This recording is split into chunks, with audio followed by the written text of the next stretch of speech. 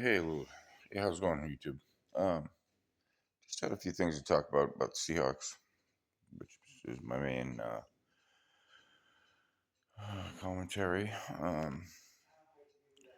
What is with the PFF grades? They make absolutely no sense. I just checked them this morning. I don't have a subscription or anything, but you can get the grades still if you just type in your player's name and PFF. You get their Mostly, I'm interested in the offensive line because it seems to me Gray's Abel's been like heaven sent and has totally transformed the line. And it's one of our better ones as a rookie. He's given up no sacks and uh, three QB hits and like 10 pressures. And his rating is below Anthony Bradford's right now, which is ridiculous. Bradford has a 28 pass blocking, or 25, I think now. It was 18, 25 pass blocking grade, and a 60 run blocking grade. He's up to 50.2 now. Meanwhile, Zabel has been playing out of his mind, and he's down to a 49.2 rating. Riddle me that. I really don't understand their ratings. Most of the videos I've seen breaking down the offensive line or any of some of the all 22 I've been able to watch. Um, Zabel might have a slip here or two, but honestly, he's usually doubling and moving off to a linebacker or pushing a guy all the way across the field to seal his side and open holes. It seems his pass blocking is more than solid. Um, so I honestly having really doubts on PFF's whole grading system and how it works. Very disappointing, you know. It, it's a guide. You should use it as a guide, and then that's what you know. Then you should kind of watch the film and think for yourself. You know who's in the mix, who's springing the blocks, who's whiffing. Like Bradford will have a whiff here and there, make it look real bad. But overall, he's been getting his grades have been coming up, while his Abels have been going down, and I'm just not seeing it. Not seeing it at all. I'm seeing Zabel and Robbie Oots, and even Calorip, our third string tight end, big 266-pound guy, if I can say that right. Both helping our blocking game and our run game. Having some studs out there that can block, play fullback, tight end, um, mix it up and get in there, scrap for it.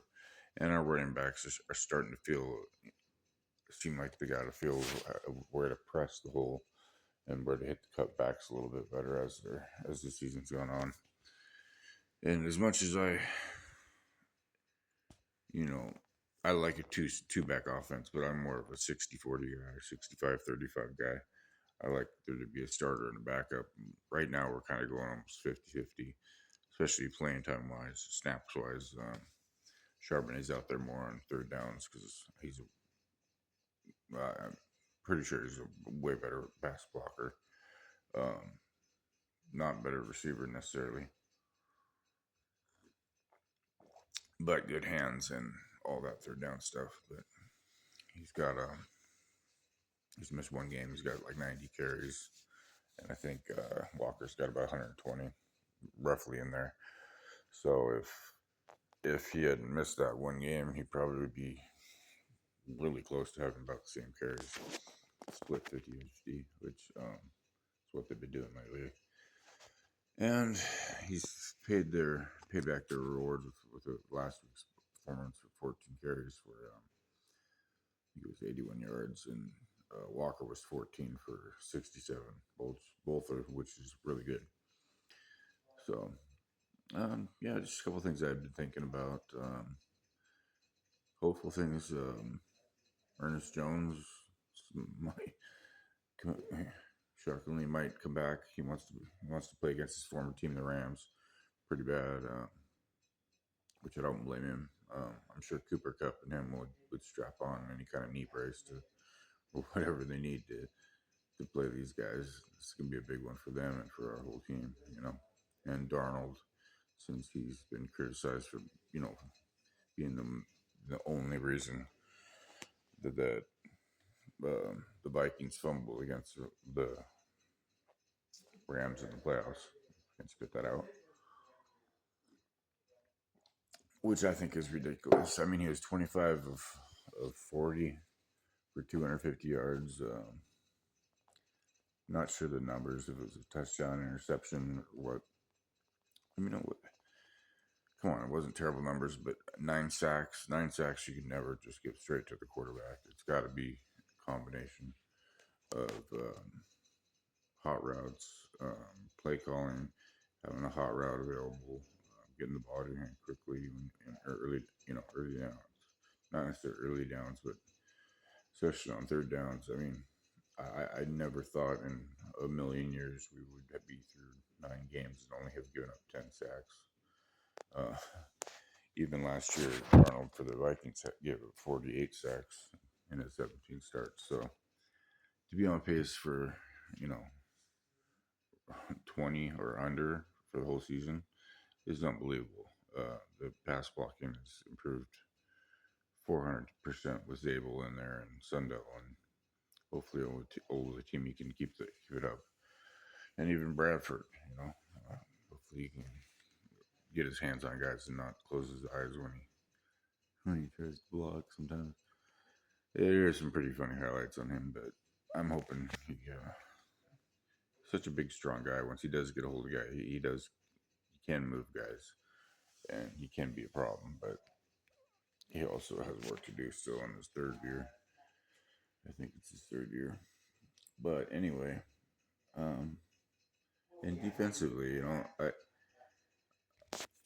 I'll give it to DeMarcus Lawrence. Despite recovering the fumbles recoveries, he did have a good game. He had a half sack and he had 4 tackles, and I think one or two for loss. But him being named the defensive player of the week over Tyrus Knight makes no sense to me. Knight coming off the bench, and he's the one who had the 2 sacks and the strip fumbles.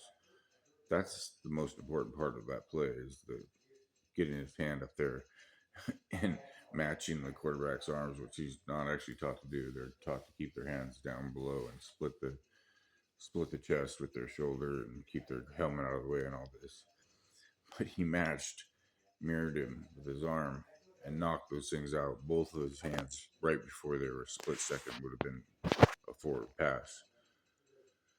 Had a huge PFF rating, one of the top ratings of all week, especially top ratings for Seahawks. It was over 90, and he doesn't get the defensive player of the week honor. That is kind of confusing.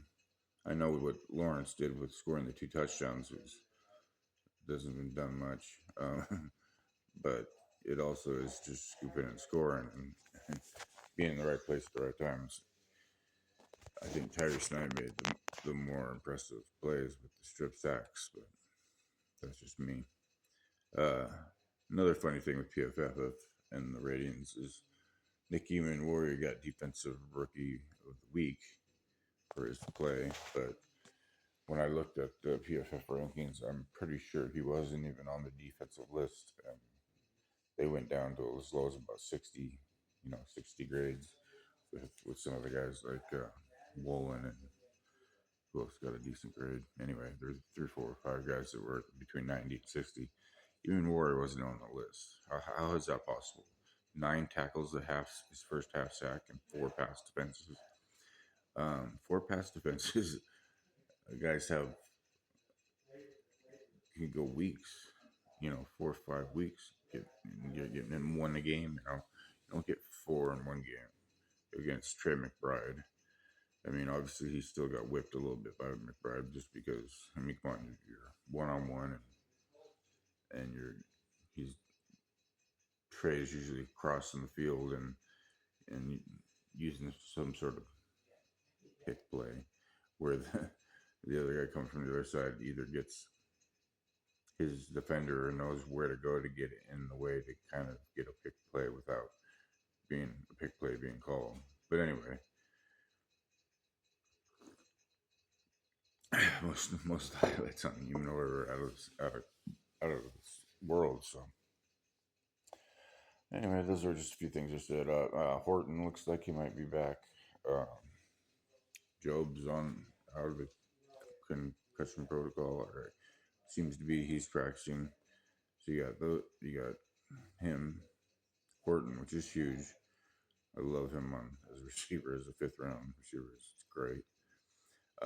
Joe will add depth. Joe will add depth, and then Ernest Jones and Jake Bobo are limited, or at least practicing. So we have a chance to get full on receiver, full on cornerback, and full on linebacker, and hopefully I mean, hopefully Ernest is completely back because they don't really need to rush him.